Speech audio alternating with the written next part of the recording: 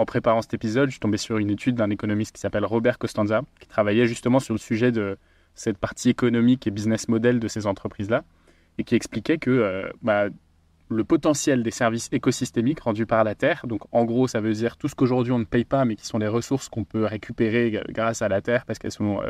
on peut parler du bois, on peut parler de toutes les énergies fossiles qui sont des biens produits par la Terre, mais qui aujourd'hui sont gratuits, entre guillemets, parce que le coût de ces énergies, c'est le coût de leur extraction et le coût de la logistique qui va avec, en gros, pour les pays qui les exploitent. Et le potentiel de ces services, c'est 125 000 milliards de dollars chaque année. Donc ça, c'est en gros 1,5 fois la valeur du PIB mondial.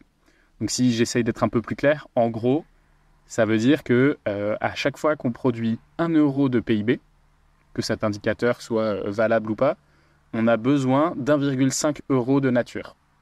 D'accord. Dans un concept d'entreprise régénérative, est-ce que dans l'économie, on doit intégrer du coup ce coût environnemental, ce coût de la ressource pour avoir une entreprise qui soit beaucoup plus respectueuse?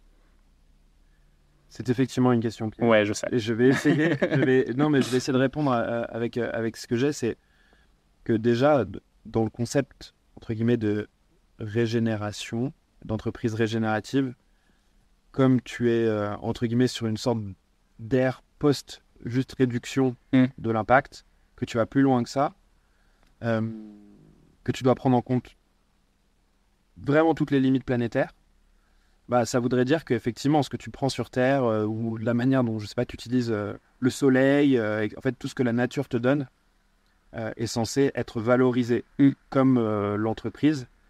On va vite arriver sur des sujets de compta, de financement, euro, / pas carbone, mais limite planétaire, du coup. Ouais. Mais du coup, on arrive sur ce type de thématique-là, effectivement.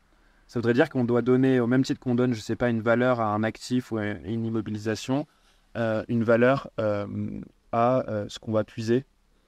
Aujourd'hui, le gros thème, c'est l'eau. C'est-à-dire que l'eau en tant que bien commun, oui, mais est-ce que des grosses sociétés peuvent puiser cette eau pour pouvoir produire leur revenu de façon gratuite parce qu'ils ont accès à une nappe phréatique et du coup ils ont le droit de la puiser? Ou est-ce qu'ils doivent payer une redevance à la collectivité parce qu'ils utilisent cette eau? Ou est-ce qu'ils doivent être limités dans leur consommation parce que du coup c'est le bien commun? Et voilà, il y a toute cette partie-là où je pense que dans le principe de régénération, il y a une valeur économique à donner à ce bien. C'est exactement ça. Après, qui doit donner la valeur? Ouais. Je veux dire, qui suis-je pour pouvoir déterminer ça? Mais oui, clairement, ces notions-là, tout ce qui était gratuit hier ne pourra forcément plus l'être un jour. Moi, ce qui me fait peur, c'est que si on se dit 1,5 euro pour 1 euro de PIB, 1,5 euro de nature pour chaque 1 euro de PIB produit, ça veut dire que globalement, le coût de la vie dans un pays comme le nôtre est censé être 2,5 fois plus cher. En gros. En gros, oui. Mathématiquement, oui. Je pense que si on revient sur le sujet, un tout petit peu, je retourne un petit peu en arrière. Parce que là, on est vraiment, on va très très loin dans la vision, etc. Mais déjà, par exemple, je vais te donner plutôt mon quotidien. Déjà, rien que chez Fago, le but du jeu, c'est de se dire comment on est actuellement. On fait des choses très bien, il y a des choses qu'on fait moins bien. Voilà, on avance comme ça.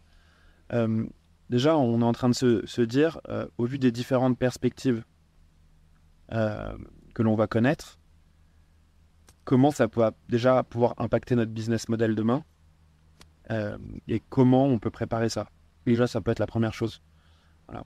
Donc, au-delà, l'entreprise régénérative, c'est une notion, c'est une vision. J'ai pas envie de dire que c'est un mythe parce que j'ai pas envie non plus de décrédibiliser cette notion. Il faut pas que ça devienne un mot valise, comme le dit Utopie. Par contre, je pense que c'est une bonne vision. C'est une bonne piste pour travailler. Voilà. Si l'entreprise doit se l'accaparer, il faut qu'elle réfléchisse concrètement déjà à son business model, comment elle devra, parce qu'il y en a qui réfléchissent, mais il y en a peut-être qui l'ont pas encore fait, mais un jour elle devra pivoter, il devra pivoter ce business model. Et je pense que c'est déjà ce qui nous attend à court terme, au-delà de toutes les trajectoires, de tout ce qu'on essaye de faire sur l'ère de la réduction, pour arriver à cette régénération, ça va être ça. Enfin, si elle existe, encore une fois, ça va être ça. C'est d'abord se pencher sur son business model et avancer.